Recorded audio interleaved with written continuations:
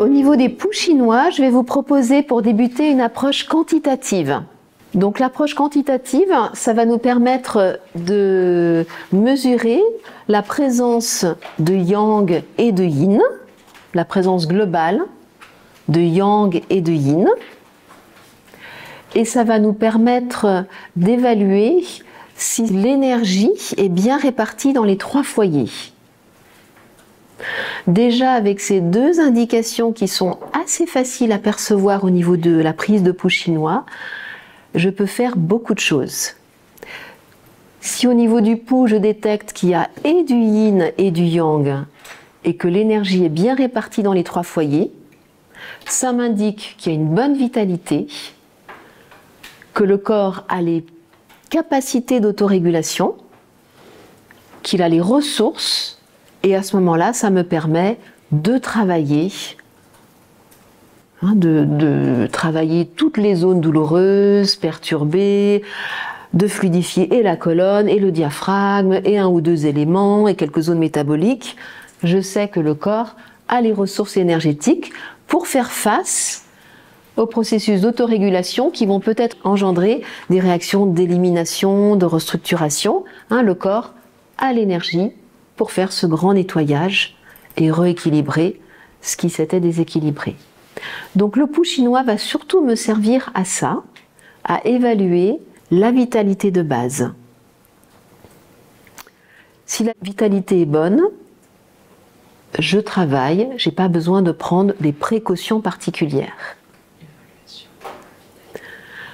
Par contre, si l'un ou l'autre, soit le yin, soit le yang, est très faible et que l'énergie est mal répartie dans les 3 foyers, c'est que déjà la vitalité est amoindrie. À ce moment-là, il va falloir que je sois un petit peu plus prudente dans mon toucher réflexe. En réflexologie, je ne peux pas nuire.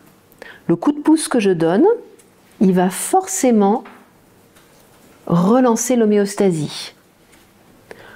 Le corps est intelligent, il est animé de chi, d'une énergie de vie intelligente, et il va utiliser cette stimulation naturelle à son bénéfice, jamais à son détriment. Le chi qui anime notre physiologie, notre corps, l'énergie qui anime notre corps, va toujours chercher l'équilibre, l'homéostasie.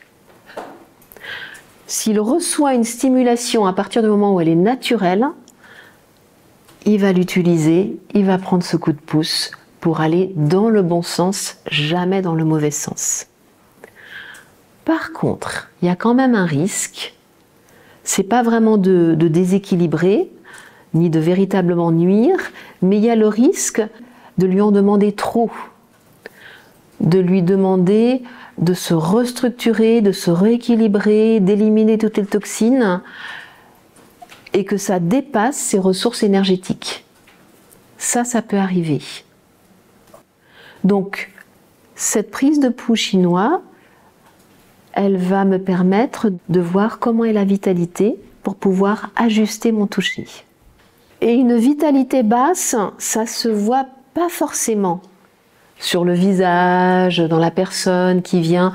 En fait, on peut avoir une sorte de chi en manque au niveau énergétique sans que ça se soit encore incarné dans le corps.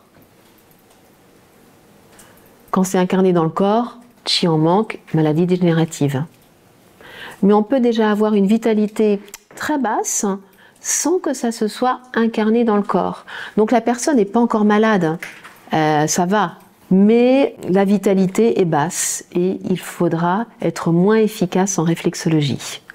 Et ça, le pouls est vraiment un outil excellent pour nous montrer ce taux de vitalité sur le plan énergétique avant qu'il se manifeste sur le plan corporel.